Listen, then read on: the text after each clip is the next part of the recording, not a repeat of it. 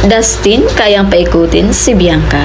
Hi guys, again it's me Vinals TV. So for today's update guys, pag-uusapan natin yung naganap kagabi sa Pinoy Big Brother Celebrity Collab Edition. Pero bago ang lahat, huwag niyo munang kalimutang i-subscribe and hit the notification bell button para updated kayo sa mga bago kong upload. So ayun na guys, kaya daw paikutin ni Dustin si Bianca. Ito yung negatibong komento ng mga netizens sa eksinang naganap kagabi kung saan tinanggihan ni Dustin yung akmang pagsubo sa kanya ni Bianca. Naayon pa kay Dustin, lahat daw sinubuan ni Bianca.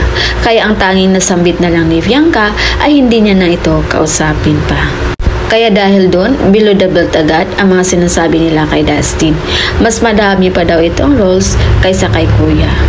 Alam na alam daw ni Dustin kung paano paglaruan ang babaeng vulnerable at walang experience.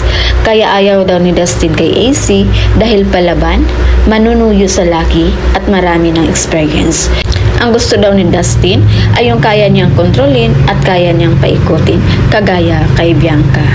Pero hindi natapos doon ang lahat dahil may video na lumabas kung saan sinuyo ni Dustin si Clarice at nag-explain sa nangyari. Hindi naman daw siya nagdabog. Frustrated lang siya dahil nakita niyang umiyak si Bianca, nalungkot na din siya. Ito yung patunay na hindi naintindihan ng mga bashers ang goodness ni Dustin.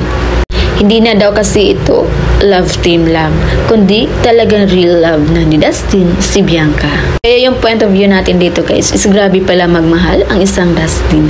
Ang swerte ni Bianca sa kanya at hindi din deserve ni Dustin ang pambabash sa kanya. So yun muna yung palitin sa update natin guys, and again this is Vinals TV. Thank you for watching.